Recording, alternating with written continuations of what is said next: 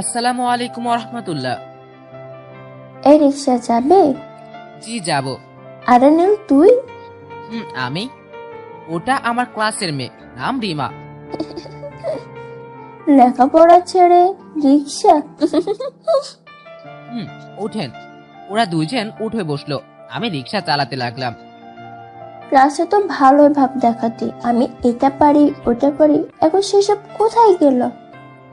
কিছু মুহূর্ত থাকে যেগুলো ভুলে যাওয়া ভালো। বাপ্পা, এখনো আছে দেখছি। জানিস তো ঋতু, বল। এই জন্য না গরিবদের লেখাপড়া করতে নেই, কারণ এদের দ্বারা এসব হয় না। ঠিক বলেছিস। অযথা ভাব দেখায়, কিছুদিন পর আবার সে আগের ঠিকানায় চলে আসে। হুম। যাদের একটা বই কেনার মতো টাকা নাই, সে করবে নাকি লেখাপড়া? এই জন্য তো রিক্সাওয়ালার ছেলে রিক্সা চালক। হুম। কথাগুলো আমার বুকে তীরের মতো আঘাত করলো। জানি কথাগুলো আমায় উদ্দেশ্য করেই বলেছে। আসলেই তো, গরিবদের লেখাপড়া করতে নেই, তারা ঠিক মতো তো খেতেই পারে না, আবার বই কিনবে কি দিয়ে? মুখ বন্ধ করে শুধু এদের কথা শুনছিলাম, কারণ উত্তর দেবার মতো কোনো কথাই নাই। গরিব বলে আজ অমানুষ হয়ে থাকতে হয়, গরিব বলে সকল সুবিধা থেকে বিরত থাকতে হয়। এ কেমন জীবন! এই রিক্সা এখানেই থাম। হুম। এই নে 10 টাকা। ধন্যবাদ। ঋতু, ভূতের মুখে রামের নাম। আমি কিছু না বলে রিক্সা ঘুরিয়ে ওখান থেকে চলে আসলাম। আগে আপনাদের সাথে পরিচিত হয়ে নেই। আমি হলাম নীল, বাবা মায়ের এক হতভাগ্যা ছেলে। তবুও আমি খুশি। আব্বু রিক্সা চালাতো, আর তা দিয়েই আমাদের ছোট্ট সংসার চলতো। কিন্তু কয়েক মাস থেকে আব্বু একদম অসুস্থ, বিছানা থেকে উঠতেই পারে না। রোগটা অনেক দিনের। আমাদের মুখ দিয়ে তাকিয়ে আব্বু নিজের রোগকে চেপে রেখেছিল, আর সেটা আস্তে আস্তে বড় হতে হতে এখন এমন অবস্থায় এসে দাঁড়িয়েছে যে এতে আব্বুর জীবনও চলে যেতে পারে। আব্বু অসুস্থ হওয়ার পর থেকে সংসারের হাল আমি ধরেছি। ক্লাস 9-এ পড়তাম, ক্লাস 10 জনের মধ্যে একজন ছিলাম। আমার স্বপ্ন ছিল আমি একদিন খুব বড় হব, আব্বু আম্মুর সব কষ্ট দূর করে দিব। কিন্তু ভাগ্যের লিখন কেউ আটকাতে পারে না, আমিও পারিনি। তাই লেখাপড়া আর মনের স্বপ্ন ছুঁড়ে ফেলে রিক্সা হ্যান্ডেল ধরেছি। আমরা এক অচেনা গ্রামে থাকি। আমার দাদার বাসা অন্য জায়গায়। আব্বু আর আম্মুর লাভ ম্যারেজ ছিল, পরিবারের অমতে। সেজন্য আজ আমাদের এমন অবস্থা। আব্বু অনেকবার ফিরে যেতে চেয়েছে, কিন্তু আমার চাচারা আব্বুকে সম্পত্তির ভাগ দিবে না বলে বুদ্ধি করে আর ওই বাড়িতে উঠতে দেয়নি। তাই এইভাবেই দিন কাটাতো। তবুও তাদের মুখে কোনো সময় দুঃখের ছোঁয়া দেখিনি। আমরা যদি সারাদিন না খেয়ে থাকতাম, তবুও গ্রামের কেউ বলতো না যে একটু খেতে দিচ্ছি, খেয়ে যা। সবাই আমাদের বিপরীত। যাই হোক, এইটুকু জেনে রাখেন, আস্তে আস্তে সব জেনে যাবেন। রিক্সা নিয়ে আবার আমার কাজে লেগে গেলাম। দিন শেষে বাসায় আসলাম। আম্মু, ও আম্মু। বল। আব্বু এখন কেমন আছে? একটু ভালো আছে। ওহ, এই নাও আব্বুর ঔষধ। হুম। আর তুই হাত মুখ ধুয়ে খেতে আয়। আচ্ছা। তারপর আমি হাত মুখ ধুয়ে খেতে আসলাম। আলুর ভর্তা আর ভাত খেয়ে আলহামদুলিল্লাহ বলে উঠে পড়লাম। সারাদিন কাজ করে শরীরটা খুব ক্লান্ত। দিন শেষে রাতে একটু বিশ্রামের জন্য শুয়ে পড়লাম। বালিশের উপর মাথা দিয়ে ভাবতে লাগলাম, আব্বু কি কোনো দিন ভালো হবে না? আব্বু ছাড়া সংসারটা কেমন যেন অন্ধকার হয়ে আসছে। আম্মুর মুখে নেই কোনো হাসি, সারাদিন শুধু চোখ ভরা পানি। আব্বুর এমন অবস্থা দেখে আম্মু দিন দিন কেমন যেন হয়ে যাচ্ছে, তিলে তিলে শেষ হয়ে যাচ্ছে। রাত ঠিক 12টার সময় আম্মুর ডাক পড়লো। এই অসময়ে আম্মু কেন ডাকছে? প্রথম ডাকটা কানে বাজে খেলো, দ্বিতীয়টায় একটু আন্দাজ করলাম। নীল, নীল, হ্যাঁ আম্মু, বলো। একটু উঠে আয় তো বাবা। কি হলো আবার? দরজা খুল। আমি উঠে গিয়ে দরজা খুলে দিলাম। তাকিয়ে দেখি আম্মুর চোখে পানি। এত রাতে কি হলো? তোমার চোখে পানি কেন? তোর আব্বু কেমন যেন করছে। বলো কি? হ্যাঁ বাবা, আয় তো। তারপর আমি আর আম্মু আব্বুর কাছে গেলাম। গিয়ে তো মাথাই খারাপ। আব্বু বুকে হাত দিয়ে জোরে জোরে নিঃশ্বাস ছাড়লে, আর একটু পর পর কাশতেছে। আম্মু, রাতে কি ওষুধ খাইয়েছো? হ্যাঁ, তোর আব্বু খেতে যাচ্ছিল না, তবুও জোর করে খাইয়েছি। ওষুধ খাওয়ার পরেও এমন কেন হচ্ছে? কিছু বুঝতে পারছি না। তুই একটু তোর ডাক্তার আঙ্কেলকে ডেকে নিয়ে আয় না। এত রাতে কি ওরা উঠবে? একটু দেখ না। আচ্ছা, তুমি আব্বুর খেয়াল রেখো, আমি আসছি। হুম, তাড়াতাড়ি যা বাবা। তারপর আমি দরজা খুলে বেরিয়ে আবার দরজায় চিটকি লাগিয়ে রওনা হলাম। আমার বাসা থেকে ডাক্তার আঙ্কেলের বাসা প্রায় 2 কিলোমিটার। হেঁটে গেলে হবে না, তাই রিক্সা বের করে যেতে লাগলাম। অনেকক্ষণ রিক্সা চালাচ্ছি, কিন্তু রাস্তায় ফুরায় না। অবশেষে ডাক্তার আঙ্কেলের বাসায় আসলাম, কিন্তু একটাই চিন্তা, আঙ্কেল কি উঠবে নাকি না। আগে আমি ডেকে তো দেখি কি হয়। দরজার সামনে যে ডেকে, ডাক্তার আঙ্কেল, ডাক্তার আঙ্কেল, 3-4 বার ডাক। এভাবে আরো ডাকাডাকি করতে করতে একসময় ভিতর থেকে আওয়াজ আসলো, কে? এত রাতে কে ডাকছে? আমি গো আঙ্কেল, রহিমের ছেলে। কি হয়েছে? এত রাতে ডাকছো কেন? আমার আব্বুর অবস্থা খুবই খারাপ, একটু গেলে খুব উপকার হতো। এত রাতে কি আমি দোকান খুলে বসে আছি? যা বাগ। দয়া করে চলেন, হয়তো আমার আব্বু আর বাঁচবে না। বাঁচবে না তো আমি কি করব? চিকিৎসা করলে একটাও টাকা দেয় না। যা শর্ত। আমি আপনার সব টাকা দিয়ে দিব, দয়া করে চলেন। পারবো না, কাল সকালে আসিস। আমি আপনার পায়ে পড়ছি, চলেন। না, ছেলেটা তো জ্বালিয়ে খেলো। যা শর্ত। একটা কণ্ঠ শোনা গেল, মনে হলো কথাটা মেয়ে মানুষের, আর সেটা হয়তো ডাক্তার আঙ্কেলের স্ত্রী। আচ্ছা আচ্ছা, যাচ্ছি। ডাক্তার আঙ্কেলের কথা শুনে অনেক খুশি হলাম। একটু পর আঙ্কেল বেরিয়ে আসলো। চলেন, রিকশায় উঠেন। হুম। তারপর আমি আঙ্কেলকে নিয়ে আবার বাসায় চলে আসলাম। এসে দেখি আম্মু খুব কান্নাকাটি করতেছে। কান্নার শব্দে বুকটা চিনচিন করে উঠলো। রিকশা রেখে তাড়াতাড়ি করে আম্মুর কাছে গেলাম। আম্মু, আব্বু কেমন আছে এখন? বাবা, তোর আব্বু একটু পর পর জ্ঞান হারাচ্ছে। আমি ডাক্তার আঙ্কেলকে নিয়ে আসছি। আঙ্কেল, ভিতরে আসেন। তোমাদের কতবার বলেছি এমন রোগীকে নিয়ে বসে থাকা ঠিক না। কখন কি হবে বলা যায় না। ভাই, বড় হাসপাতালে যাওয়ার মতো টাকা আমাদের কাছে নাই। টাকা ছাড়া দুনিয়া চলে না। টাকা তো অবশ্যই লাগবে। আপনি একটু চেষ্টা করেন না। এমন রোগীর চিকিৎসা করলে আমার বদনাম হবে, লোকে হাসাহাসি করবে। বিনা পয়সায় চিকিৎসা করছি। আঙ্কেল, আপনার তো বললাম আমি আপনার পাওনা সব মিটিয়ে দিব, আপনি আমার আব্বুকে বাঁচান। মুখে বললে তো আর বাঁচানো যায় না। এর জন্য টাকা লাগবে। যদি পারিস তাহলে শহরে নিয়ে চলে যা। এত টাকা পাবো কোথায়? তাহলে মরা বাপের গলা ধরে কাদার জন্য রেডি হ। অমন কথা বলবেন না, আমি আমার আব্বুকে বাঁচাবো। যা, নিয়ে যা শহরে। আমি টাকা জমা করে নিয়ে যাব। যার 4 মাস থেকে চিকিৎসা করছি, একটা টাকাও তো দিতে পারলি না। যে করেই হোক আমি টাকা জোগাড় করব। বাবা, শহরে যেতে অনেক টাকা লাগবে, প্রায় 4,000-এর মতো। তুমি চিন্তা করো না, আমি আসছি। এতগুলো টাকা কোথা থেকে আনবি? জানি না, তবে তোমাদের আদর্শের বাইরে না যেয়ে আনবো না। বাবা, তোর যাতে কিছু না হয়। তারপর সকাল হতেই আমি বেরিয়ে পড়লাম। রিক্সা নিয়ে রাস্তা যেতেই দুজন লোক পেলাম।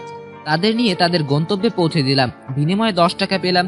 কিন্তু এইভাবে হলে আমি তো আর আব্বুকে শহরে নিয়ে যেতে পারবো না। অন্য কিছু ভাবতে হবে, কিন্তু কি ভাববো? এই দুনিয়ায় টাকাই সব। যার টাকা নেই তার কিচ্ছু নাই। সারাদিন ভাড়া মেরে মাত্র 300 টাকা হলো, কিন্তু আমার লাগবে 4 থেকে 5 হাজার। কিন্তু এত টাকা কোথায় পাবো? রিক্সা, হ্যাঁ, আব্বু বেঁচে থাকলে আবার রিক্সা কেনা যাবে। আগে আব্বুকে বাঁচাতে হবে। কিন্তু এই ভাঙড়ি চুরি রিক্সা কে নিবে? রিক্সা নিয়ে টঙ্গিপট্টি চলে গেলাম। আমি তেমন দামাদামি করতে পারি না, তাই খুব অল্প দামে বিক্রি করলাম। কেউ নিতে চাইছিল না, কিন্তু রিক্সা আমায় বিক্রি করতেই হবে। শেষমেশ একজন এসে 5,000 টাকা দাম করলো। আমি খুশি হয়ে দিয়ে দিলাম। আর টাকা নিয়ে তাড়াতাড়ি করে দোকান থেকে কিছু খাবার নিয়ে বাসায় রওনা হলাম। বাসায় এসে দেখি রিক্সা নিয়ে ভাঙড়ি পড়তে গেলাম। আমি তেমন দামাদামি করতে পারি না, তাই খুব অল্প দামে বিক্রি করলাম। কেউ নিতে চাইছিল না, কিন্তু রিক্সা আমায় বিক্রি করতেই হবে। শেষমেশ একজন এসে 5,000 টাকা দাম বললো। আমি খুশি হয়ে দিয়ে দিলাম। আর টাকা নিয়ে তাড়াতাড়ি করে দোকান থেকে কিছু খাবার নিয়ে বাসায় রওনা হলাম। বাসায় এসে দেখি আম্মু মাথায় হাত দিয়ে বসে আছে, কোনো নাড়ার শব্দ নেই। আম্মু, এই নাও, আব্বু শহরে যাবার টাকা এনেছি, আর খাবারগুলো খেয়ে নাও। আম্মু কোনো কথা নাই, মাথা নিচু করে হেলান দিয়ে বসে আছে। কি হলো, কথা বলছো না কেন? টাকাগুলো রাখো। টাকার কোনো দরকার নাই। কি বলো, আব্বুকে শহরে নিয়ে যেতে হবে না? না বাবা, তোর বাবাকে কবরে নিতে হবে। বলেই মুখে কাপড় দিয়ে কেটে দিল। আম্মু, কি বলো এসব? হ্যাঁ বাবা, আমি ঠিক বলছি। ওই দেখ, তোর আব্বু শুয়ে আছে। আমি দৌড়ে ঘরের ভিতর চলে গেলাম। দৌড়ে যেই হাঁটু গেড়ে বসে পড়লাম। আব্বু, আব্বু, তোমার চিকিৎসার টাকা আনছি, উঠো আব্বু, উঠো। তোর আব্বু আর উঠবে না? না, এইটা হতে পারে না আব্বু। আমি আব্বুকে জড়িয়ে ধরে কান্না করে দিলাম। মন আর মানছে না। আব্বু এইভাবে চলে যাবে আমি ভাবতেও পারিনি। আমি এত চেষ্টা করেও আব্বুকে বাঁচাতে পারলাম না। চোখ বেয়ে পানির ঝর্ণা বয়ে যাচ্ছে। অনেকক্ষণ বসে থেকে কান্না করলাম। গ্রামের মানুষ এসে জড়ো হলো। সবাই শুধু একটা কথাই বলে, টাকা থাকলে আজ মানুষটা মরতো না। টাকা বেঘরে মরে গেল। কিন্তু আম্মু কই? আমি তাড়াতাড়ি করে উঠে আম্মুর কাছে গেলাম। যে দেখে আম্মু মাটির উপর শুয়ে আছে। আম্মু, আই আম্মু। না, আম্মুর কোনো আলা শব্দ নাই। আম্মুর আবার কি হলো? আম্মু, আম্মু, আম্মু গো। আমার ডাক শুনে গ্রামের সবাই চলে এলো, কিন্তু আম্মু এলো না। আমার হাত পা ঠান্ডা হয়ে আসতে লাগলো। একটু পর আম্মু একটা ঝাঁকুনি দিয়ে আমার হাত ধরলো। আম্মু, বাবা, তুই এতিম হয়ে গেলি বাবা। তোর পাশে থাকতে পারলাম না। কি বলছো এসব? সারাদিন সৎ পথে থাকবি, কোনোদিন কোনো খারাপ কাজ করবি না, আর কাউকে কষ্ট দিবি না। তুমি চুপ করো, তোমার কিচ্ছু হবে না। আমি তোমার কিচ্ছু হতে দিব না। বাবা, এই দুনিয়ায় টাকা ছাড়া কিছু হয় না। অযথা চেষ্টা করিস না, কেউ তোর পাশে আসবে না। আম্মু, মনে হচ্ছে আমিও তোর আব্বুর কাছে চলে যাব। তুই ভালো থাকিস বাবা, ভালো থাকিস। আম্মু কাঁদছে আর আমার মুখ চোখ হাত দিয়ে নেড়ে দিচ্ছে। তোমার কিচ্ছু হবে না, কেউ ডাক্তার ডাকেন প্লিজ। লাভ নেই, টাকা ছাড়া কেউ আসবে না। তুমি চুপ করো। সব পিতামাতা তার সন্তানের জন্য কত কি রেখে যায়। আমরা তোর জন্য কিছু রেখে যেতে পারলাম না, বরং আরো বিপদের মধ্যে ফেলে গেলাম। আমার কিচ্ছু চাই না, শুধু তোমাদের চাই। আমাদের মাফ করে দিস বাবা। আর তুই এই গ্রামে আর থাকবি না, এরা তোকে বাঁচতে দিবে না। তোমাদের ছেড়ে কোথাও যাব না। পারলে তোর দাদুর সাথে দেখা করিস, আর তোর আব্বুকে মাফ করতে বলিস। বলবো। হঠাৎ করে আম্মু নেড়ে উঠে কথা বন্ধ হয়ে গেল। আমার মাথা থেকে আম্মুর হাত পড়ে গেল নিচে। আম্মু, মুখের কথা বন্ধ হয়ে গেল, চোখের পানি হারিয়ে গেল। আমি মনে হয় চির এতিম হয়ে গেলাম। পৃথিবীতে আমার আর কেউ রইল না। ডাক্তার আম্মুর হাত দেখে বলল, এটাও গেছে। অতিরিক্ত চিন্তা আর না খেয়ে থাকার জন্য এমন অবস্থা। একদিনে যে আমার সবকিছু হারিয়ে যাবে এটা জানতাম না। পুরো পৃথিবীটা আমার কাছে অশান্তিকর লাগছে। খুব এতিম এতিম মনে হচ্ছে। চারপাশটা অন্ধকার হয়ে এলো। আল্লাহ, আমার সাথে কেন এমন করলো? কেন আমার একটু শান্তি দিল না? আমার কপালে কি সুখ লেখা নেই? সবাই তো সুখী হয়, আমার কেন আল্লাহ সুখী করে না? আমার কি অপরাধ? আমায় কেন বড়লোক করে পাঠালো না? তাহলে আমার আব্বুর চিকিৎসা হতো, আম্মুও বেঁচে থাকতো, আমি খুব খুশি থাকতাম। আল্লাহ কেন আমাদের গরিব করে পাঠালো? মনের মধ্যে অনেক প্রশ্ন জমা হলো, কিন্তু কোনোটার উত্তর খুঁজে পেলাম না। যাই হোক, এসব ভেবে কোনো লাভ নেই, কিন্তু মন কিছুতেই মানছে না। গ্রামের সবাই চাপ দিচ্ছে, লাশ উপরে বেশিক্ষণ রাখার নাকি ঠিক না। তাই জহরের আগেই দাফনের সময় করলো। রিক্সা বিক্রি করা টাকা দিয়ে আব্বু আর আম্মুর কাফনের কাপড় কিনলাম। এরপর গ্রামের সবাই মিলে দাফন কাফনের ব্যবস্থা করলাম। কিন্তু গ্রামের কোথাও আমাদের একটুও জমি নাই, আর সরকারি কবরস্থানও নাই। কবর দিব কোথায়? শেষমেশ কোনো জায়গা কবর দিলাম। জানাজা আমি পড়ালাম, মাদ্রাসায় পড়েছি তাই একটু জানি। কবরের পাশে দাঁড়িয়ে দোয়া করলাম, আল্লাহ যাতে আমার বাবা মাকে জান্নাতুল ফেরদাউসের ভিতরে রাখেন, আমিন। সবশেষে সবাই চলে গেল, কেবল আমি রয়ে গেলাম। জন্মের পর থেকে আজ পর্যন্ত কখনো আব্বু আম্মুকে ছেড়ে থাকিনি, কিন্তু এখন কি করে থাকবো? কাকে আব্বু বলে ডাকবো, কাকে আম্মু বলে ডাকবো? কবরের মাটি হাত দিয়ে কেঁদে দিলাম। অনেক কান্নাকাটি করে বাসায় ফিরে আসলাম। বাসায় এসে মনে হচ্ছে আব্বু আমায় ডাকছে, আম্মু আমার জন্য খাবার নিয়ে বসে আছে। সব স্মৃতি চোখের সামনে নাড়া দিচ্ছে, কিন্তু বাস্তবটা আর সামনে নেই। বাস্তবতা হারিয়ে গেছে সেই অজানায়, যেখান থেকে কেউ ফিরে আসে না। বারান্দায় বসে পড়লাম, চোখের সামনে আব্বু মুখ ভেসে আসলো। আব্বুর ডাক কানে বেজে উঠলো। মনে হলো এই তো আব্বু ডাকলো, এই তো আব্বু ডাকলো। মনের মধ্যে অশান্তি কাজ করতে লাগলো। পাপড় ধরে গেল, পৃথিবীটা আমার কাছে জাহান্নামে পরিণত হলো। আস্তে আস্তে দম বন্ধ হয়ে আসতে লাগলো। না, আমি এই পৃথিবীতে থাকবো না যেখানে টাকা ছাড়া কিচ্ছু হয় না। টাকা যার নাই তার সুখ নাই, টাকা যার নাই তার কিচ্ছু নাই। এইখানে থেকে উঠে সোজা রুমে চলে আসলাম। এসে আম্মুর ওড়না নিয়ে টিনের বাঁশের সাথে আটকে দিলাম আর এক মাথা ফাঁস করে রাখলাম, আর সেইখানে আমার গলাটা ভরে দিলাম। পায়ের নিচে মোড়া আর চোখে পানি, কিচ্ছু না বুঝেই পায়ের নিচ থেকে মোড়াটা সরিয়ে দিলাম, আর সাথে সাথেই ওড়নার সাথে সাথে আমিও ঝুলে গেলাম। নিঃশ্বাস নিতে পারছি না, ছাড়তেও পারি না, চোখ বড় বড় হয়ে গেল। ঠিক তখনই বাইরে মানুষের সমাগম শুনতে পেলাম। জানালা দিয়ে আমার এমন অবস্থা দেখে সবাই দৌড়ে আসলো। সবার দৌড়ে আসা দেখে মনটা ভরে গেল। মনে হলো আমার পাশে মনে হয় এরা আছে, বাঁচার একটু সাহস পেলাম। কিন্তু গলায় ফাঁস, কেমনে বাঁচবো? আস্তে আস্তে আমার চোখ বন্ধ হয়ে গেল। দরজা ভাঙার আওয়াজ পেলাম। তারপর আর কিছু বলতে পারবো না। হঠাৎ পানি ছিটকানি পেয়ে চোখ খুললাম। চোখ খুলে দেখি গ্রামের সবাই এখানে আছে। নীল, এখন কি তুই ঠিক আছিস? আমি কেন বাঁচালেন? আমি বেঁচে থেকে কি করব? তোর সাথে আমাদের কিছু বোঝাপড়া বাকি আছে। কি? এই, তোমরা একে মাতব্বরের কাছে নিয়ে চলো। তারপর সবাই আমাকে ধরে মাতব্বরের সামনে হাজির করলো। কিরে, তুই মরতে গেছিলি কেন? বেঁচে থেকে কি করব? আমাদের পাওনা কে মিটাবে? কিসের পাওনা? ওমা, ভুলে গেলি? তোদের অনেক পাওনা আছে, এগুলো তোকে পূরণ করতেই হবে। কি করে করব? আমরা কি জানি না? আমার কাছে তোর বাবা অনেক চিকিৎসা হয়েছে, তার একটা টাকাও দেয়নি। কি বলেন? আব্বু তো আপনার টাকা শোধ করে দিছিল, শুধু 3 দিনের বাকি ছিল।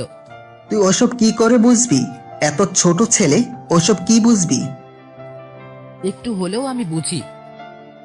অত বুঝে কাজ নাই, আমার টাকা দে। আমার কাছে টাকা নাই। তোর বাবা আমার কাছ থেকে অনেক বাকি খেয়েছে, 1 টাকাও দেয়নি। আব্বু তো কোনোদিন বাকি খায় নাই, সব সময় নগদ নেয়। টাকা থাকলে খায়, আর না থাকলে না খেয়েই থাকি। তোর বাবা কি তোকে সব বলে গেছে? না মাতব্বর সাহেব, এসব কিছু মিথ্যে। আমার আব্বুর এসব পাওনা নাই। বললেই হলো। তোর বাবা তো আমার কাছ থেকে 5,000 টাকা সুদে নিয়েছে, যেটা এখন 10,000 হয়েছে। কি? হ্যাঁ, আমি বিশ্বাস করি না। সবাই সাক্ষী আছে। সব সাক্ষী মিথ্যে। সবাই মিথ্যা বলে আর তুই সত্যিবাদী? এসব কিছু মিথ্যে। এইভাবে বিভিন্ন জন বিভিন্ন কথা বলল, বিভিন্ন পাওনার কথা বলল, কিন্তু আমার কাছে তো 1 টাকাও নাই। এতগুলো টাকা কই পাবো? আচ্ছা, তোকে টাকা দিতে হবে না, শুধু বাড়িটা ছেড়ে চলে যা। না, এইটা আমার আব্বু আম্মুর স্মৃতি, এইটা ছেড়ে আমি যাব না। না, তোকে যেতেই হবে। না, আমি কিছুতেই যাব না। এখানে আমার আব্বু আম্মুর অনেক স্মৃতি মিশে আছে। রাখ তোর স্মৃতি। এই তোরা কে কোথায় আছিস? এই ফকিরনি ছেড়ে গ্রামের বাইরে ফেলে দিয়ে আয়। জি মালিক। প্লিজ মাতব্বর সাহেব, আমায় তাড়িয়ে দিবেন না, আমি আপনার পায়ে পড়ছি। পা ছাড়। এই চল। না, আমি যাব না। চল বলছি। না, আমি যাব না, আমায় ছেড়ে দিন। পা ছাড়। এই চল। না, আমি যাব না। চল বলছি। না, আমি যাব না, আমায় ছেড়ে দিন। একে গ্রামের বাইরে ফেলে দিয়ে আয়। জি মালিক। আমি হাত পা ছোড়াছুড়ি করে কান্নাকাটি করতে লাগলাম, কিন্তু কেউ আমার একটা কথাও শুনলো না। বস্তার মতো করে টেনে নিয়ে চলে এলো। পিছনে ঘুরে বাড়িতে চোখ পড়তেই পুরনো স্মৃতি দেখতে পেলাম, কিন্তু এর আমায় আর থাকতে দিবে না। আমি কি দোষ করেছি যে জন্য আমার সবকিছু কেড়ে নিচ্ছে? প্রথমে নিল আমার স্বপ্ন, তারপর আমার পড়াশোনা, তারপর বাবা মা, এখন শুধু জীবনটাই বাকি আছে। ওইটা কেন নিল না? ওইটা নিলে আমি খুব খুশি হতাম, কিন্তু আমার কপালে তো সুখ নেই, তাই ওইটা হয় না। যাই হোক, ওরা নিয়ে এসে আমায় গ্রামের বাইরে ছুড়ে দিল। আমি এখন কোথায় যাব? নাই কোনো আত্মীয়, নাই কোনো বন্ধু। দু চোখ যেদিকে যাবে আমিও সেই দিকেই যাব। হাঁটতে লাগলাম, বুক ভরা কষ্ট নিয়ে হাঁটতেছি। প্রতিটি ধাপ আমার কাছে অনেক বড় মনে হচ্ছে। হাঁটতে হাঁটতে কোথায় এসে পড়েছি নিজেও জানি না। মন অজানা শহরে হারিয়ে গেছে, কিন্তু আর হাঁটতে পারছি না। সামনে তাকিয়ে দেখি একটা ট্রাক দাঁড় করানো আছে। আমি গিয়ে ট্রাকে উঠলাম। একটু পর স্টার্ট দিল, আর সাথে চলতেও লাগলো। কোথায় যাব সেটাও জানি না। আমি নেমে যেতে চাইলাম, কিন্তু এই গ্রাম থেকে অনেক দূরে থাকার জন্য আর নামলাম না। গাড়ি চলতে লাগলো। ফিরফির বাতাস, নরম আবহাওয়া, হালকা কুয়াশার ভিড়, মনে হচ্ছে সন্ধ্যা হয়ে আসছে। আকাশে তাকিয়ে দেখি তাই তো, বেলা শেষ হয়ে আসছে।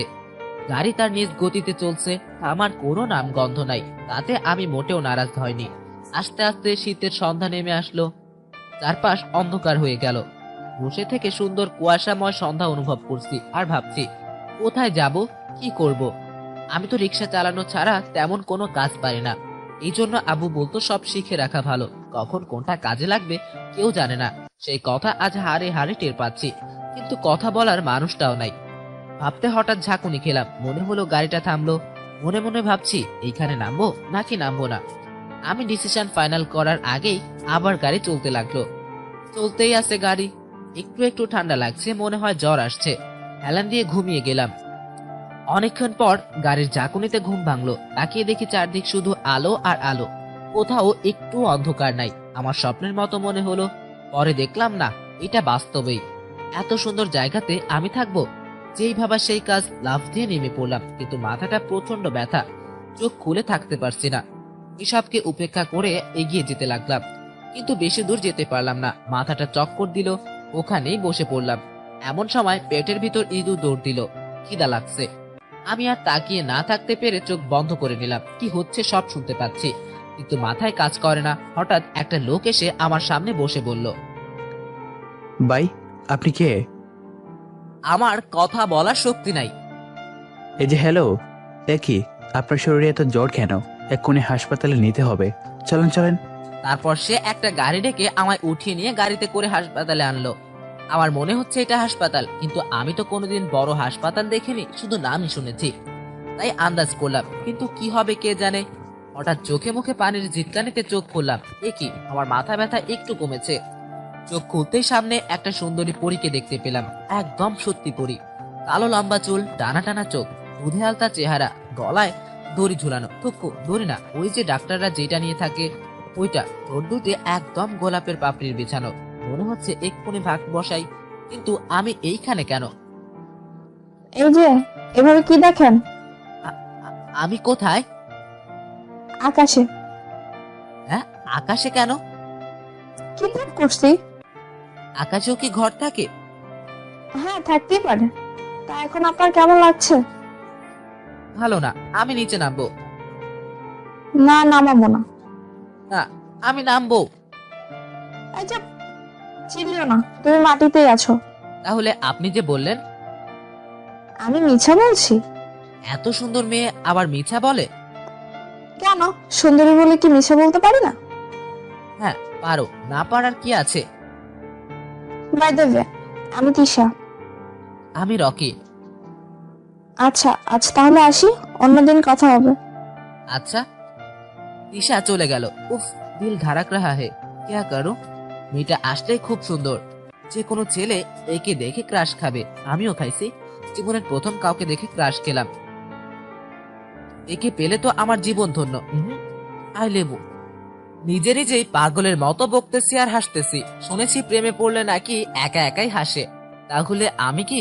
উফ, বলা যাবে না। এসব ভাবতেই একটা পাগলি এসে হাজির। কি পোশাক পরছে, হাঁটু পর্যন্ত জামা, চুলগুলো এলোমেলো, একদম সিনেমায় যারা গরিবের পাঠ করে তাদের মতো। কি রে মাইরি, তুই ঠিক হয়েছিস? হ্যাঁ? আরে করছিস কিল্লাই? আপনি কে? আমার চিনোস না? আমি রানী। রানী? কিসের রানী? এই বস্তির রানী। আপনি মুসলমান নাকি হিন্দু? ধুর শালা, কি কস? হিন্দু হবার জামু কিল্লাই, আমি মুসলমান। তাহলে রানী কেমন নাম? মনে হচ্ছে তুই ভালো পড়ালেখা জানিস। আচ্ছা, বোঝাচ্ছি। এইটা মানে রানী আমার পাশে এসে বলছিল। এই বস্তির সবাই আমার রানী বলেই ডাকে। বস্তি? বস্তি মানে কি? কোনটা বস্তি? আরে বস্তি চিনোস না? এটাই বস্তি। তুই যেখানে আসোস এইটাই বস্তি। আমি বস্তিতে কেমনে আসলাম? আমি তো হাসপাতালে ছিলাম। স্বপ্ন টপ্ন দেখছিস নাকি রে? তুই তো রাস্তায় শুয়েছিলি। আমার ভাই তোরে এখানে আইনা ওই তিশা ম্যাডামকে ডাইকা চিকিৎসা করাইছে। ওহ। আচ্ছা, তোর এখন কেমন লাগতেছে? ভালো। ভালো হলেই ভালো। কিছু খাবি? না মানে? তোর মুখ দেখে বোঝা যাচ্ছে তোর খিদা লাগছে। হুম হুম। দাঁড়া, আমি খাবার আনতেছি। রানী ঘর থেকে বাইরে যেয়ে খাবার নিয়ে আসলো। নে, হা কর। হ্যাঁ, হা করতে কইছি। আমি নিজেই তুলে খাচ্ছি। নে খা। আমি খেতে লাগলাম আর রানী বসে থেকে আমার দিকে তাকিয়ে আছে। কেউ আমার দিকে খাবার সময় তাকিয়ে থাকলে আমার খাবার নামে না। কি রে, খাচ্ছিস না কেন? না কিছু না। কম দামি খাবার তাই? না আসলে কেউ আমার দিকে তাকিয়ে থাকলে আমার খাবার নামে না। ও আচ্ছা, নে খা, আমি অন্যদিকে তাকিয়ে আছি। আমি আবার খেতে লাগলাম, কিন্তু একটু পর আবার ঘুরে তাকালো। আমার চোখে চোখ পড়তেই মুস্কি হেসে উঠে চলে গেল। মেয়েটা দেখতে মাশাআল্লাহ ভালো, কিন্তু এমন পাগলির মতো হয়ে থাকে কেন? আর কথা শুনে মনে হচ্ছে গুন্ডি। কিন্তু যে আমায় এখানে আনলো সে কোথায়? আমি খাওয়া দাওয়া শেষ করে উঠতেই ওই ছেলেটা আসলো। কণ্ঠ শুনেই বুঝে নিলাম। এখন কেমন আছো? জি আলহামদুলিল্লাহ ভালো। আমি বাজারে গেছিলাম। ওহ। আমার তো নাম বলা হয়নি। আমার নাম অবাইদুল। ওহ, আমার নাম রকি। তুমি এখানে কেমন করে আসলা? তোমার বাবা মা কোথায়? কেউ নাই। মানে? বাবা মা ছিল কিন্তু কাল থেকে নেই, মারা গেছে। ও, তার মানে ঢাকাতে তোমার কেউ নেই? জি না। কোথায় থাকবে? জানি না, কিছু চিনিও না। আচ্ছা, চিন্তা করো না, তুমি আজ থেকে আমাদের সাথে আমাদের বস্তিতেই থাকবে। জি। দুপুর হয়ে গেছে, চলো গোসল করে আসি। আমার তো কোনো জামা কাপড় নাই। আমার লুঙ্গি পরবে, চলো। আচ্ছা। আচ্ছা, চিন্তা করো না, তুমি আজ থেকে আমাদের সাথে আমাদের বস্তিতেই থাকবে। জি। দুপুর হয়ে গেছে, গোসল করে আসি। আমার তো কোনো জামা কাপড় নাই। আমার লুঙ্গি পরবে, চলো। আচ্ছা। তারপর আমি ওবায়দুল ভাইয়ের সাথে বাইরে আসলাম। বাইরে সেই সুন্দর পরিবেশ, চারপাশে বাড়ি, সামনে একটা বড় গেট, একদম সিনেমায় দেখা বস্তির মতো। ছোট ছোট ছেলে মেয়ে খেলা করছে, বড়রা যার যার কাজে ব্যস্ত। সবাই সবার সাথে হাসি মুখে কথা বলছে, সবার পাশে দাঁড়াচ্ছে। এইসব দেখে আমার মনটা খুশি হয়ে গেল। কেন জানি খুব আনন্দ পেলাম। কি সুন্দর পরিবেশ, কেউ কারো শত্রু না, সবাই সবার বন্ধু, একদম আমার মনের শহরের মতো। এমন একটা পরিবেশ যদি আমার জন্ম হতো, তাহলে আমার বাবা মাকে হারাতে হতো না, কতই না সুখে থাকতাম। আমি এইসব দেখতে তখন ওবায়দুল বলল, ওইভাবে দাঁড়িয়ে থেকে কি দেখছো? দেখছি তোমাদের দুনিয়া। ও। তোমাদের এইখানে কত সুখ, কত শান্তি, আনন্দ, মজা। এখানে সবাই সবাইকে সাহায্য করে, কেউ কারোর সাথে ঝগড়া বিবাদ করে না, কারণ এখানকার প্রায় সবাই এতিম। বলো কি? হ্যাঁ, আমি আর রানী ওই এতিম। আমি ছোট থাকতেই আমাদের বাবা মারা যায়, তখন রানী খুব ছোট ছিল। তারপর? তার মানে আমাদের মাথার উপরে কেউ ছিল না, তখন একটা ফকির চাচা আমাদের এখানে নিয়ে আসে। আমিও তোমাদের মতোই এতিম। পরে একদিন সময় করে তোমার গল্প শুনবো, এখন গোসল করতে চলো। আচ্ছা, ওই তো চাচারা চাচিরা এইখানে কেন? ওদের কি বাসা নাই? আচ্ছা, কিন্তু সেগুলো সন্তানের অন্যের জায়গায় তো, আর কেউ কাউকে রাখে না। বলো কি? ওরা তো ওদের বাবা মা। ওদের জন্মই সময় থেকেই বড় হওয়া পর্যন্ত ছিল, এখন নাই। আমি জানতাম শুধু গ্রামেই এসব হয়, কিন্তু এইখানে যে বাবা মাকে বাসা থেকে তাড়িয়ে দেয়, এইটা জানতাম না। এই রঙের পৃথিবীতে সবকিছুই হয়। নিজের বউকে পেলে জন্মধারী বাবাকে মারে, রাস্তায় ফেলে আসে। এ কি দুনিয়া! হুম। চলো। তারপর আমি আর ওবায়দুল ভাই টিউবওয়েলে যেয়ে গোসল করে আসলাম। গ্রামে আমি লুঙ্গি পরেই বেশি থাকতাম, তাই লুঙ্গি পরার অভ্যাস আছে। এই মেয়ে, হাসছো কেন? কি বলবো মাইরি, তোকে লুঙ্গি পরে একদম হিরো লাগছে। তাই বলে কি হাসতে হবে? আরে রাগ করছিস কেন? হাসি শরীরের পক্ষে ভালো, তুইও হাস, হা হা হা। চুপ। হ্যাঁ? এমন হাসাই হাসছে, আপনার হাসি শুনলে কুত্তা পর্যন্ত পাগল হয়ে যাবে। চুপ, একদম হাসবেন না। ঠিক আছে। তা কোথায় যাওয়া হচ্ছে? গোসল করতে। এই খোলা জায়গায় আপনি গোসল করবেন? পাশে ঘিরা জায়গা আছে। ওহ, যান। রানী চুপ করে হাঁটতে লাগলো। আবার? রানী মুখে হাত দিয়ে চলে গেল। আমি হাসতে হাসতে চলে আসলাম। বস্তিটা আমার হেব্বি পছন্দ হয়েছে। আমি এখানেই থাকবো, কিন্তু আমায় তো কাজ করতে হবে। আমি দৌড়ে ওবায়দুলের কাছে গেলাম। আরে রকি, আসো। হুম। এতক্ষণ কি করছিলা? বস্তিটা দেখছিলাম। কেমন লাগলো? আমার বস্তিটা হেব্বি পছন্দ হয়েছে। আমি এখানেই থাকতে চাই। আমরা তো থাকতেই বলেছি। কিন্তু হাত গুটিয়ে বসে থাকলে তো আর হবে না। এসব নিয়ে চিন্তা করো না, ব্যবস্থা হয়ে যাবে। ধন্যবাদ। দুপুরে খাওয়া দাওয়া করে বের হলাম। বেরিয়ে এসে দেখি কয়েকটা লোক হাতে লাঠি নিয়ে একটা বৃদ্ধ লোককে ধাক্কাচ্ছে। আমার মাথায় রাগ উঠে গেল। আমি চলে গেলাম। এই যে ভাই, দাঁড়ান দাঁড়ান। তুই কে হে? আমিও আপনাদের মতো একজন মানুষ। এখানে কে চাস? এইভাবে ওনাকে মারছেন কেন? মারলে তোর কি? আমরা যা খুশি করব, তোর কি?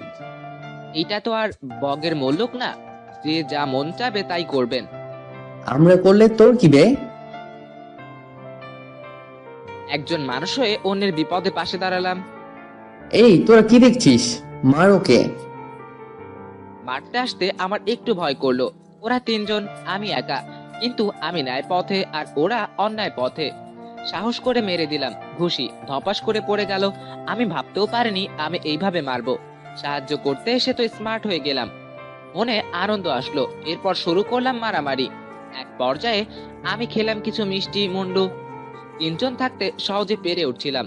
তখন হঠাৎ ওবায়দুল এসে আমায় ধরে নিল আর ওদের তিনজনকে টাকা দিল। টাকা পেয়ে ওরা চলে গেল। আমি তো কিচ্ছু বুঝলাম না ঘটনা কি। ওবায়দুল ওদের টাকা দিল কেন? আমি গা হাত ঝেড়ে ওবায়দুলকে জিজ্ঞেস করলাম, তুমি ওদের টাকা কেন দিলা? তুমি এখানে নতুন, তাই কিচ্ছু জানো না।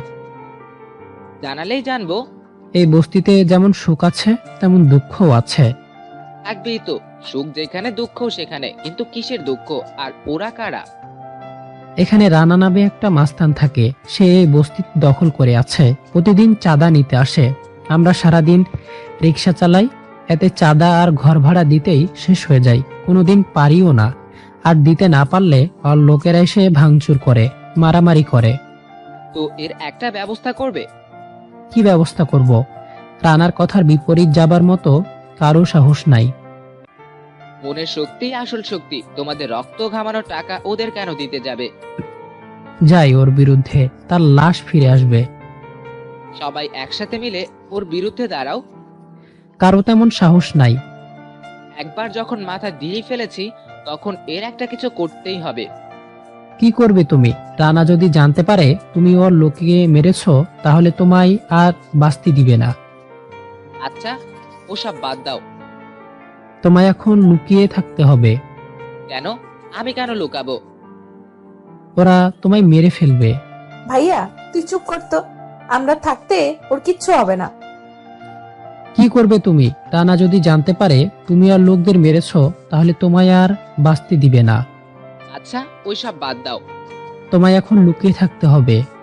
কেন? আমি কেন লুকাবো? ওরা তোমায় মেরে ফেলবে। ঠিক। রানার লোক আসলে কি আসলো? আসুক, আসতে দাও। তুমি কেন বুঝতে পারছো না? এটা গ্রাম না, এটা শহর। গ্রাম হোক আর শহর হোক, অন্যায় তো অন্যায়। কিন্তু কোনো কিন্তু না। রানী, আমায় তোমাদের বস্তিটা ঘুরে দেখাবে? চল না, এক্ষুনি দেখাচ্ছি। ধন্যবাদ। রানী, ওকে ভালোভাবে দেখে রাখিস। আরে ভাই, আমি কি ছোট বাচ্চা নাকি? তুমি এখন এই শহরেই, তাই? কোনো চিন্তা করো না, আমার কিচ্ছু হবে না। ভাই, তাই যেন হয়। তারপর আমি আর রানী ঘুরতে বেরোলাম। রানী, হ্যাঁ বল। তুমি সবাইকে তুই কেন বলো? আসলে আপু আম্মু মরে যাওয়ার পর থেকে ভাইয়াকে তুই বলি, আর এখানে এসেও তুই বললাম। এভাবে আস্তে আস্তে অভ্যাস হয়ে গেছে। আর তুই তাকে অনেক ভালোবাসা থাকে রে। ওহ। কিন্তু আমি সবাইকে সম্মান করি। হ্যাঁ, সমান আবার কি? আরে ওই যে তোরা বলিস না, কি জানো, ছোটরা বড়দের সম্মান করে। আরে পাগলি, ওটা সমান নয়, সম্মান হবে। ওই একই কথা। হাস হাস, পড়ালেখা জানি না বলে হাসছিস তো, হাস। আরে ওসব কিছু না। জানি। আচ্ছা, তুমি কি এই শহরের সবকিছু চিনো? কেন বলতো? মানে সবকিছু তো দেখাইলা, তাই আর কি। হ্যাঁ রে, পুরো শহর চিনি, সেই জন্যই তো রানী নাম পাইছি। গুড। সেদিন যেই মেয়েটা আমার ট্রিটমেন্ট করলো সে কোথায় থাকে? ট্রিটমেন্ট আবার কি? ওহ সরি, সেদিন যে আমার চিকিৎসা করেছিল সে। ও, তিশা ম্যাডাম? সে কোথায় থাকে? সেও তো সব সময় হাসপাতালে থাকে। সেখানেই নিয়ে চলো। আচ্ছা, আয় আমার সাথে। আমি রানীর সাথে হাসপাতালে চলে গেলাম।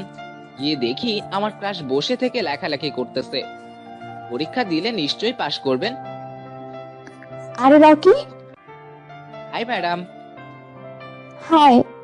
এসো এসো, বসো। ধন্যবাদ। কি নিয়ে গবেষণা করা হচ্ছিল? তেমন কিছু না। তোমরা এখানে কেন? আসতে পারি না বুঝি? আরে কি বলো, কেন আসতে পারো না?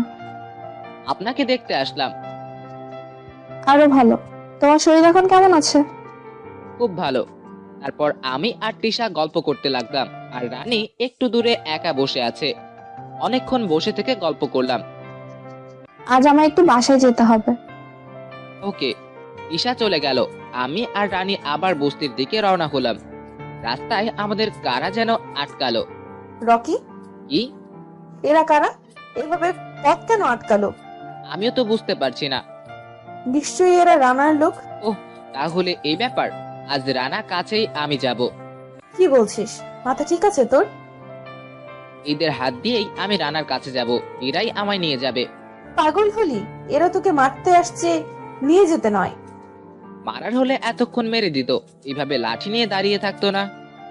এসব পাগলামি বাদ দে, আর বাঁচতে চাইলে পালা। তুই পালা তো। হ্যাঁ, রানীর সাথে থেকে আমিও তুই বলতে লেগেছি। অবশ্য তুই বলা খুবই ভালো, আর মনটাও ফ্রেশ হচ্ছে।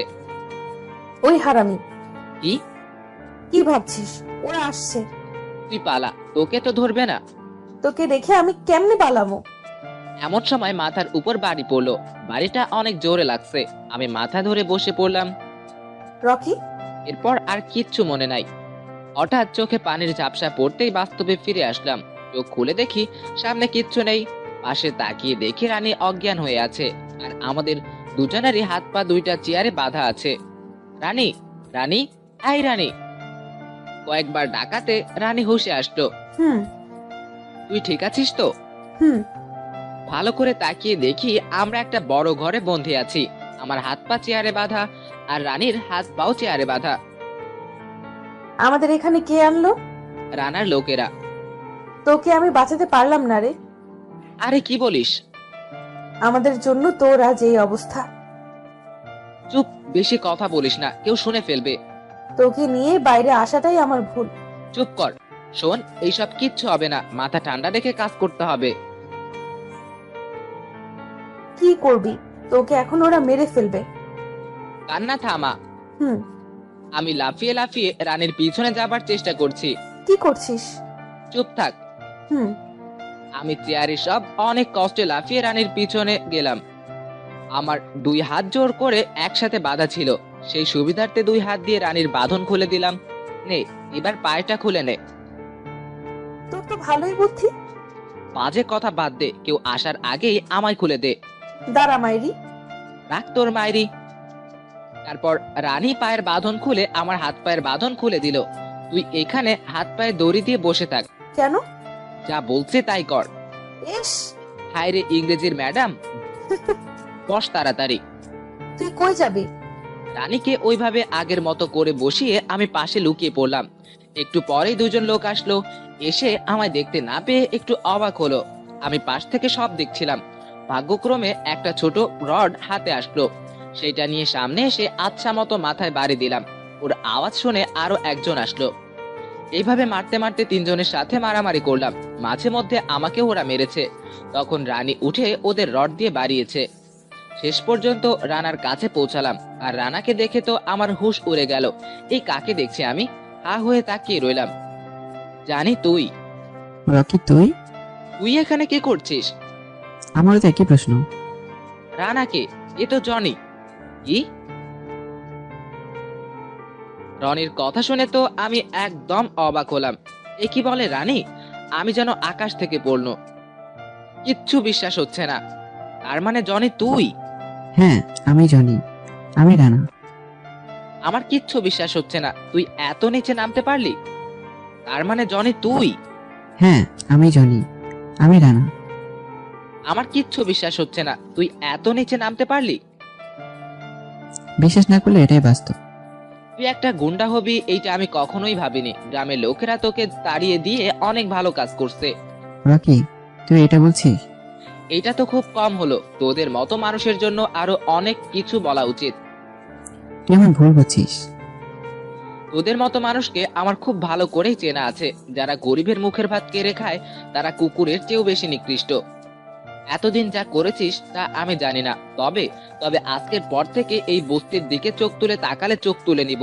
তুই আমার রাগ সম্পর্কে ভালো করেই জানিস। মাইন্ডেড। চলো রানী। রকি শোন, এতদিন তোর আসল চেহারা আমি জানতে পারিনি। তোর ভালো ছেলের আড়ালে যে ওইটা ছিল আমি ভাবতেও পারিনি। আমার কথাটা শোন। আমি জনের কোনো কথা না শুনে সোজা সেইখান থেকে চলে গেলাম।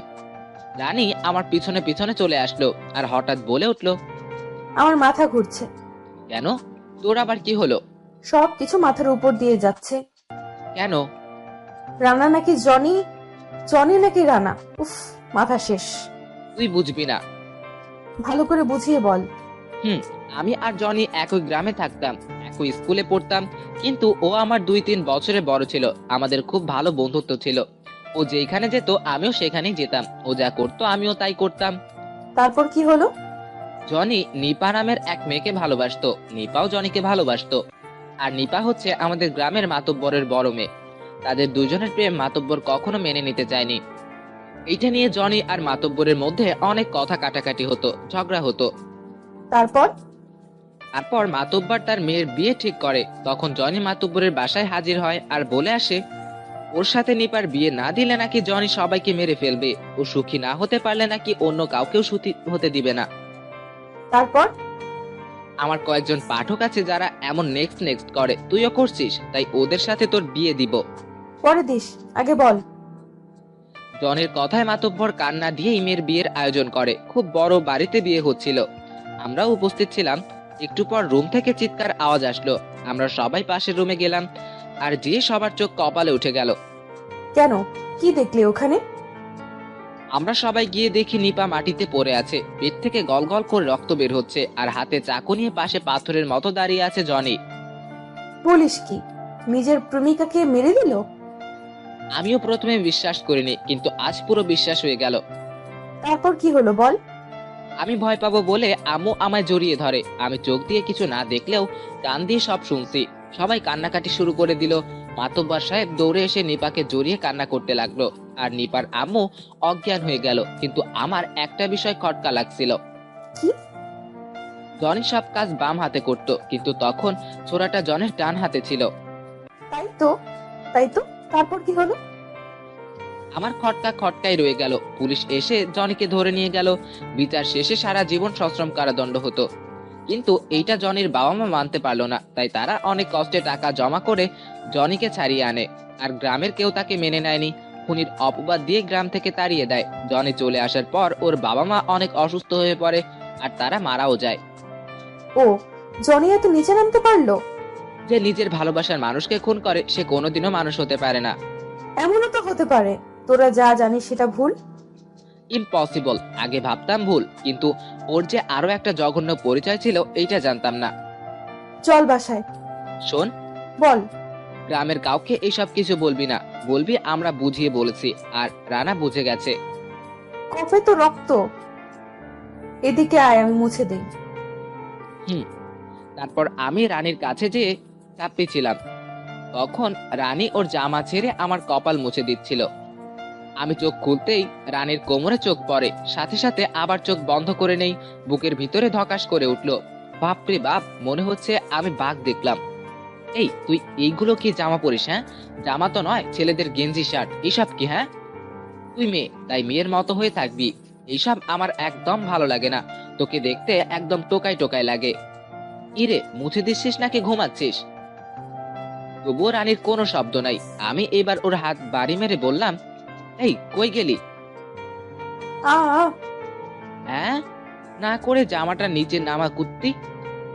ওহ। কিরে, এত মনোযোগ দিয়ে কি ভাবছিলি? রানী একটু মুচকি হেসে বলল, কিছু না। এই সেরেছে। কি হলো? মুচকি হাসা ভালো লক্ষণ না। চল তো। চল। তারপর দুজনে বস্তিতে চলে গেলাম। ঢুকতেই ওবায়দুল সামনে। তোমরা কই গেছিলা? আর বলিস না, ঘুরতে। হ্যাঁ? ভাইয়া ও পাল্টে গেছে, সবাইকে তুই বলতেছে, এমনকি রানাকেও। রানাকে মানে? তোরা কোথায় গেছিলি? এই যা, শালি রানী সব ফাঁস করে দিল। মেয়েদের মুখে কিচ্ছু আটকায় না। আসলে রানা কথা বলছিলাম তো, তাই। সত্যি করে বল। রানার লোক এসে আমাদের ধরে নিয়ে গিয়েছিল। আমি আগেই বলেছিলাম রানা তোকে ছাড়বে না। আমার কিচ্ছু হয়নি, বাদ দে তো। রানা তোকে কি বললো? কি আর বলবে, আমি ওকে ভালো করে বুঝিয়ে বললাম আর ও বুঝে গেল। রানাকে তোরা বুঝিয়েছিস? হজম হলো না? সত্যি বলছি, তাই না রানী? হ্যাঁ রে ভাইয়া, রকি ওকে বুঝিয়ে বলাতে বুঝে গেল। ও কি ছোট বাচ্চা যে তোদের কথা বুঝবে? বোঝানোর মতো মানুষ হলে অবশ্যই বুঝে যাবে। তোরা যে ফিরে এসেছিস এটাই অনেক। চল ঘরে চল। তারপর সন্ধ্যা হয়ে রাত হয়ে গেল। রাতে বস্তিটা দেখতে আরো সুন্দর, আলোয় শুধু ভরপুর, একদম দিনের মতো। আমি বাইরে দাঁড়িয়ে চাঁদ দেখছিলাম, তখন পিছন থেকে, এই রকু, এখানে কি করছিস? আমার নাম রকি, রকু না। একই কথা, তা বল কি করিস? হাতি মারছি। হ্যাঁ, তুই তো বসে আছিস। জানিসই তো, তাহলে আবালের মতো জিজ্ঞাসা কেন? আবাল আবার কি? তোর মাথা। এই কিরে, এ আমি কাকে দেখছি রে? আমি পিছনে তাকিয়েই তো হাবাগোবা হয়ে গেছি। রানী একদম আপডেট, জামা পায়জামা পরে ওড়না দিয়ে দাঁড়িয়ে আছে। এত অবাক হোস কেন? তোকে একদম হ্যাপি লাগছে। মিথ্যা। না সত্যি, এখন মনে হচ্ছে তুই সৌন্দর্যের রানী। হয়েছে, থাম। তো ম্যাডাম, হঠাৎ এমন পরিবর্তন কেন? মন চাইলো তাই। খুব ভালো। চল খেতে যাবি। তারপর খেতে আসলাম। ওবায়দুল, বল। আমায় একটা রিক্সার ব্যবস্থা করে দে। তুই কি রিক্সা চালাতে পারিস? গ্রামে তো আমি রিক্সা চালাতাম। আচ্ছা, কাল হোক, তখন দেখা যাবে। রান্না বল। খাওয়া দাওয়া করে রকিকে ওর ঘর দেখিয়ে দিবি। আচ্ছা। তারপর খাওয়া দাওয়া করলাম। রানী আমায় নিয়ে গিয়ে আমার ঘর দেখিয়ে দিল। শরীর অনেক ক্লান্ত, তাই দেরি না করে ঘুমিয়ে গেলাম। রানী, বল। খাওয়া দাওয়া করে রকিকে ওর ঘর দেখিয়ে দিবি। আচ্ছা। তারপর খাওয়া দাওয়া করলাম। রানী আমায় নিয়ে গিয়ে আমার ঘর দেখিয়ে দিল। এটাই তোর ঘর? ওহ। দাঁড়িয়ে থাক, আমি ঘরটা ঝাড় দেই। তারপর রানী ঝাঁটা নিয়ে এসে ঝাড় দিল। নে এবার ঘুমা। তুই যা। তুই এবার ঘুমা। আগে তুই যা। ঘুমাবি নাকি ঝাঁটার বাড়ি খাবি? কি মেরে মাইরি। হয় মাইরি। আমি ধপাস করে খাটের উপর শুয়ে পড়লাম। খালি শুলেই হলো? এই জন্য আমি যেতে চাচ্ছিলাম না। এখন ঠান্ডা পড়েছে, কাঁথা গায়ে না দিলে ঠান্ডা লাগবে না? আমার যখন ঠান্ডা লাগবে তখন দিমো। রানী ক্যাথা তুলে আমার গায়ে দিয়ে দিল আর মুখ চোখ নেড়ে গালে ঠাস করে বসিয়ে দিল। এইটা কি হলো? আদর দিলাম, ঘুমিয়ে পড়। আমি তো অবাক, থাপ্পড় মেরে কেউ কি আদর করে? আমি কিছু বুঝে ওঠার আগেই রানী দরজা লাগিয়ে চলে গেল। শরীর অনেক ক্লান্ত, তাই দেরি না করে ঘুমিয়ে গেলাম। সকালে রানীর ডাকে ঘুম ছুটলো। আমি খাটে উঠে বসলাম। চোখ খুলে দেখি রানী ঘর ঝাড়ু দিচ্ছে। বাবা, বিনা টাকাতেই কাজের লোক। এখানে কোনো কাজের লোক নাই। তো আমি কাকে দেখছি? ভূতকে। বকবক না করে মুখ ধুয়ে ভাইয়ার কাছে যা। কেন? ওর আবার কি হলো? তুই তো রিক্সা নিতে চাইলি। ভাইয়া নিয়ে আসছে। ওহ। আমি উঠে ফ্রেশ হয়ে বাইরে আসলাম। সুন্দর সকালটা হেব্বি লাগছে। রকি, বল। এই নে তোর রিক্সা। ধন্যবাদ বন্ধু। ঠিক মতো ভাড়া পরিশোধ করতে হবে। ও নিয়ে তুই চিন্তা করিস না। সাবধানে চলাচল করবি। আচ্ছা। এই ভাইয়া, তুই ওকে একা ছাড়ছিস কেন? ওকে শহর চেনে, তোর সাথে সাথে রাখবি। তাও তো কথা, চল আমার সাথে। চল। রকি, ভালো করে চালাস। তারপর আমি আর ওবায়দুল রিক্সা নিয়ে বেরিয়ে পড়লাম। সারাদিন ভাড়া মারলাম, ভালোই ভাড়া হলো, গ্রামের তুলনায় অনেক ভালো। দুপুরে বাইরে খাওয়া দাওয়া করলাম। সারাদিন কাটিয়ে বিকালে একটু আগেই আমি বাসায় চলে আসলাম। রিক্সা গ্যারেজে রেখে রানীর কাছে গেলাম। রানী থাল বাসন মাজছিল। রানী, কিরে কেমন হলো? ভালো। ও রানী, বল, আমার সাথে এক জায়গায় যাবি? কোথায়? হাসপাতালে। তিশার কাছে? বাপরে, কালকেই ম্যাডাম ছিল আর আজ তিশা। যাজ্ঞা, আমার সাথে চল না। দেখতে পাচ্ছিস না কাজ করতেছি? চল না প্লিজ প্লিজ। আচ্ছা চল। ধন্যবাদ মনু। হ্যাঁ। তারপর আমি আর রানী হাসপাতালে চলে আসলাম। হাতে কি রে ওটা? গিফট, আমার প্রথম কামানোর টাকায় একটা ছোট্ট গিফট। আল্লাহ, তিশা যেন ওটা না নেয়। কি ফিস ফিস করছিস? না কিছু না, তুই যা। আমি গুটি সুটি পায়ে সামনে এগুতে লাগলাম। একটা করে ধাপ দিচ্ছি আর চিন্তা করছি, তিশা কি নিবে নাকি নিবে না। চিন্তা মাখা মুখ নিয়ে তিশার সামনে গেলাম। পিছনে তাকিয়ে দেখি রানী দরজার আড়ালে লুকিয়ে আছে। হাই তিশা। আরে রকি, এসো এসো, বসো। ধন্যবাদ। কি খবর? ওই তেমন কিছু না। ও, তুমি এসে ভালোই হলো। কেন? মনে হয় এবার আমার ভালোবাসার কথাটা বলেই দিব। উফ, আমার তো আনন্দে আর ধরছে না, মন বলছে লুঙ্গি ডান্স মারি। রকি, এই 3টে শাড়ির মধ্যে একটা চয়েস করো তো। মনে হয় বিয়ের জন্য এখনই চয়েস করছে। ফার্স্ট বউ আমার খুব পছন্দ। আমি কিছু বলার আগেই বুঝে নিবে। তোমায় এই শাড়িটা পরলে হ্যাপি লাগবে। বাহ, তোমার চয়েস তো হেভি। এই তো তোমায় চয়েস করছি। আমি পিছনে উকি মারলাম। রানী তো তেলে বেগুনে চলছে, রাগে চোখে তাকিয়ে আছে। আচ্ছা, শাড়ি কি আজকেই চয়েস করতে হবে? যেদিন বিয়ে হবে সেদিন করলে হয় না? সেদিন তো করবোই। তাহলে আবার আজ কেন? আর বলিও না, আমার বিয়ে 3টে শাড়ি পাঠিয়েছে, যে কোনো একটা পরে যেতে, কিন্তু ভেবে পাচ্ছিলাম না কোনটা পরবো। কথাটা শুনে আমার মাথায় মিসাইল পড়লো। এইটাই কি শোনার বাকি ছিল? আল্লাহ গো, আমারে তুইলা নাও, আমি আর বাঁচুম না। পিছনে তাকিয়ে দেখি রানী হাসতে হাসতে গড়াগড়ি খাচ্ছে। নিজেকে খুব অসহায় মনে হলো। আর তিশার উপর রাগ উঠে গেল। আমার কি শাড়ি বাছানোর চাকর পেয়েছো যে তোমায় শাড়ি বেছে দিব? নিজের শাড়ি নিজেই বেছে নাও। বিয়ে পাঠাইছে তাই আমায় দেখাতে আসছো? আরে, তোমার হঠাৎ কি হলো? আমার না, হইছে তোমার মাথার সমস্যা। মাথা আমার ঘুলে গেছে, কি বলতে কি বলছি বুঝতে পারছি না। নিজেকে কন্ট্রোল করলাম। আমি সরি, আমি গেলাম, ভালো থেকো। উঠে সেইখান থেকে চলে আসলাম। কিরে কেমন দিল? তুইও যা, ওরা কেউ আমায় ভালোবাসিস না। আমি বাসি রে, চল বাসায় যাই। যার জন্য গিফট নিলাম তাকেই তো পেলাম না, তাহলে এইটা রেখে কি লাভ? আরে কি করছিস? ছাড় তো। আমি ওইটার প্যাকেট ছিঁড়ে ফুকে মারলাম। যে কাদায় পড়লো। ওইটা তেমন কোনো দামি জিনিস ছিল না, একটা ছোট্ট ঘড়ি। তার ভিতর সুন্দর সুন্দর নকশা আর এইজ লেখা আছে। তারপর রিক্সা নিয়ে বাসায় চলে আসলাম। বাসায় এসে দেখি রানা মানে জনি আর ওর লোকেরা বসে আছে। বস্তির সবাই ভয় দাঁড়িয়ে আছে। আমায় আসা দেখে সবাই আরো ভয় পেল। একজন পাশ থেকে বলেই দিল আমাকে রানার কাছে যেতে মানা করে, সে নাকি আমায় মেরে ফেলবে। আমার মাথায় আরো রাগ উঠলো। এমনিতেই বিনা প্রেমে ছ্যাঁকা খেয়ে আসলাম, এসে আবার এমন দৃশ্য, মাথা পুরাই হিট হয়ে গেল। কি বে রানা, আমায় বুঝি মারতে আসছিস? মার, আয় মার না। উফ শোন, আমি তোর পথে না বাধা হয়েছি আর না দিয়েছি। আমি শুধু এই বস্তিটা ভিক্ষা চেয়েছি। রনি, তুই আমায় কেন বারবার ভুল বুঝি? কোনো ভুল বুঝিনি, প্লিজ চলে যা। রকি, হ্যাঁ, তোর জন্য এই গরিবগুলো পেট পুড়ে খেতে পারে না, ঠিক মতো চিকিৎসা, মনে ইচ্ছে কিছুই পূরণ করতে পারে না। হ্যাঁ আমি চলে যাচ্ছি, তবে একটা কথা শুনে রাখ, তুই যে দোষী আমায় দোষী করছিস সেটা আমি করিনি। আমি কোনো দোষ না করেও গ্রামে খুনি নাম পাই, খুন করে মাতবর, আর দোষ হয় আমার। আমি সেদিন থেকে আমার এই কালো জীবন শুরু করি। হ্যাঁ, নেপার বিয়ের দিন ওকে আমি শেষবারের মতো দেখতে গিয়েছিলাম। আমার দেখে নেপাও কেঁদে দেয়, আমার সাথে পালিয়ে যেতে চাই, কিন্তু আমি রাজি হইনি। ঠিক তখনই নেপার বাবা মাতবর হাজির হয়। আমরা নেপাকে একসাথে দেখে ফেলে। মাতবরের হাতে ছোড়া ছিল, সোজা এসে নেপার পেটে বসিয়ে দেয়। আর নেপা চিল্লে আমায় জড়িয়ে দেয়। আমি একদম ভেতর হয়ে গিয়েছিলাম।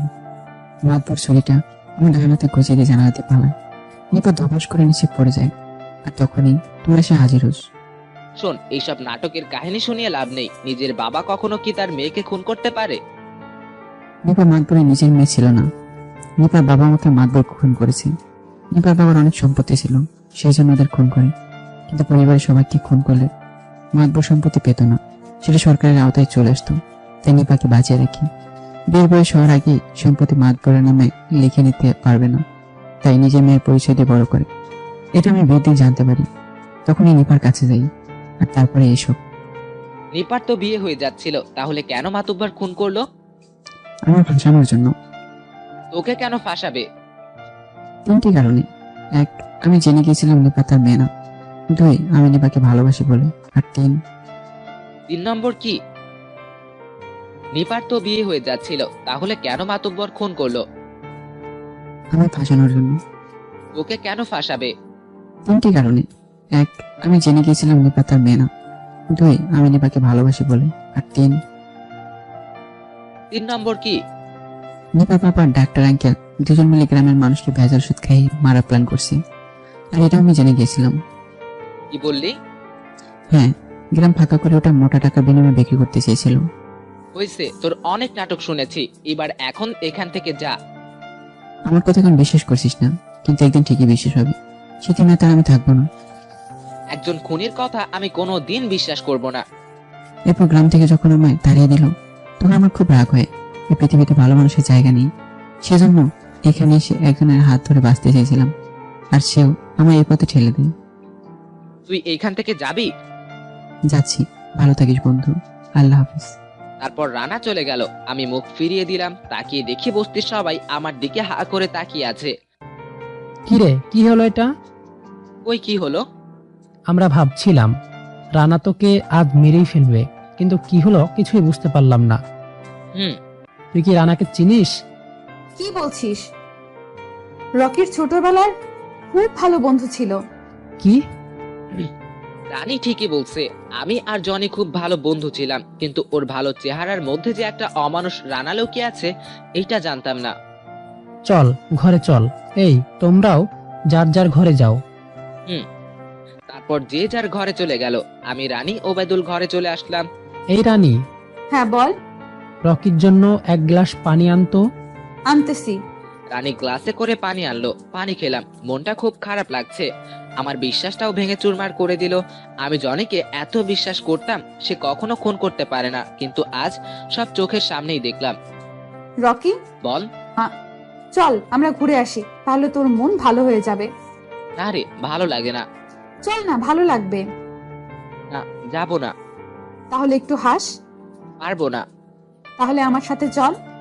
না, এই মেয়েকে নিয়ে আর পারি না, সব সময় শুধু হাসি আর হাসি। মানুষের মন কি সব সময় এক থাকে? দুঃখ এমন একটা জিনিস, তুই ওর মধ্যে যত ডুবে থাকবি ততই দুঃখ পাবি। যখন সেটা ঝেড়ে ফেলে উঠে আসবি, তখন তোর মতো সুখী মানুষ আর পৃথিবীতে নাই। ভালোই তো পারিস। সব বানিয়ে বলছি। পাগলি। এবার চল। আরে ভাড়া মারতে হবে, তুই থাক। রাত হয়ে গেল তো, এখন কোথায় ভাড়া মারবি? ওই রাত হলো, কেবল তো সন্ধ্যা হলো। থাক। তারপর আমি রিক্সা নিয়ে বেরিয়ে পড়লাম। সত্যি বলতে মনটা খুবই খারাপ, বাড়িতে ভালো লাগছিল না, তাই বেরিয়ে আসলাম। রিক্সা চালাচ্ছি আর সেই পুরনো দিনের স্মৃতি মনে করছি, যখন আমি আর জনি খেলা করতাম, মারামারি করতাম। আমি ছোট হয়েও জনিকে মারতাম। জনি মার খেয়ে বসে বসে কান্না করতো, তখন আমারও কান্না পেত, আমিও কেঁদে দিতাম। আমার কান্না দেখে জনি হেসে হেসে আমায় মেরে পালাতো, যাতে আমি আর কান্না না করি। আমি কান্না বন্ধ করে দিতাম, জনির পিছনে দৌড়। অতই না সুন্দর ছিল সেই জীবনটা, যখন বুঝতাম না জীবনের মানে, বুঝতাম না দুনিয়ার মায়া। এইসব ভাবতে ভাবতে এক ব্রিজের কাছে এসে পড়লাম। জায়গাটা দেখে খুবই সুন্দর লাগলো। মায়া মাখা বাতাস, মিষ্টি সুরে প্রকৃতির স্বর ভেসে আসছে। রিক্সাটা পাশে রেখেই বসে পড়লাম। বসতেই এক টুকরো বাতাস এসে মনটাকে ঠান্ডা করে চলে গেল। কি একটা মায়া আছে এখানে, উঠতে মন যাচ্ছে না, তাই অনেকক্ষণ ধরে বসে থেকে এসব অনুভব করলাম। এর মধ্যে কখন যে সময় চলে গেছে আমি বুঝতেই পারিনি। উপরে তাকিয়ে দেখি রাত অনেক হয়ে গেছে। আগেকার মানুষের জামানায় ঘড়ি ছিল না, কিন্তু এক বিশাল ঘড়ির ব্যবস্থা করে রেখেছিলেন আল্লাহ। তখনকার মানুষ সময় জানতে মন চাইলে আকাশে তাকাতেন, আর সূর্য বা চাঁদ ঠিক কোথায় আছে সেইটা দেখে সময় বুঝতেন। আমার গ্রামের লোকেরাও এটাই করে। মাঠে কাজ করার সময় হাতে থাকে না ঘড়ি, পকেটেও থাকে মোবাইল, তখন প্রকৃতির সেই বিশাল ঘড়ি ব্যবহার করতেন। আমি সেইখান থেকেই শিখেছি। তাই আমার কাছে ঘড়ি মোবাইল না থাকা সত্ত্বেও সময় বুঝতে পারলাম। রাত অনেক হয়ে গেছে, তাই আর মায়া না বাড়িয়ে উঠে পড়লাম। রিক্সাটা নিয়ে রওনা হলাম। যেই শহরটা সবসময় জমজম করতো মানুষে, সেই শহরটা একদম নিস্তব্ধ। মনে হচ্ছে শহরেও আমার মতো মন খারাপ। আমি রিক্সা নিয়ে বস্তিতে ঢুকে পড়লাম। রিক্সা গ্যারেজে রেখে আমার ঘরের দিকে যাচ্ছিলাম। শহরের মতো এই ছোট্ট শহরটাও নিস্তব্ধ হয়ে গেছে। সারাদিনের ক্লান্তি দূর করতে সবাই ঘুমোচ্ছে, কিন্তু একজন এখনো জেগে আছে। কোথায় ছিলে এতক্ষণ? রানী হঠাৎ কথা বলাতে আমি কিছুটা চমকে গেলাম। রানী তুই? হ্যাঁ বল, কোথায় ছিলে এতক্ষণ? এখনো তুই ঘুমাসনি? আমার কথার জবাব দে। আরে এত রেগে যাচ্ছিস কেন? আমি তো আর মরে যাইনি। এইদিকে আয় তো। কেন? আসতে বলছি, আয়। আমি রানীর কাছে গেলাম। রানী পা ছেড়ে আমার মুখ বরাবর এসে মুখটা আমার মুখের কাছে নিয়ে এসে আবার সরে গেল। না ঠিক আছে, তাহলে বল কোথায় ছিলি? ব্রিজে বসেছিলাম। এত রাত পর্যন্ত ব্রিজে কি করছিলি? আরে এত প্রশ্ন করছিস কেন? আমি কি চুরি করতে গেছিলাম নাকি? এই যে বন্ধুরা, গল্প শেষ করে কমেন্ট না করে চলে যাচ্ছ, এইটা কিন্তু ঠিক না। তাড়াতাড়ি কমেন্ট করো। আর যারা এখনো আমাদের চ্যানেলটি সাবস্ক্রাইব করো নাই, জলদি করে সাবস্ক্রাইব করে আমাদের চ্যানেলের একজন মেম্বার হয়ে যাও।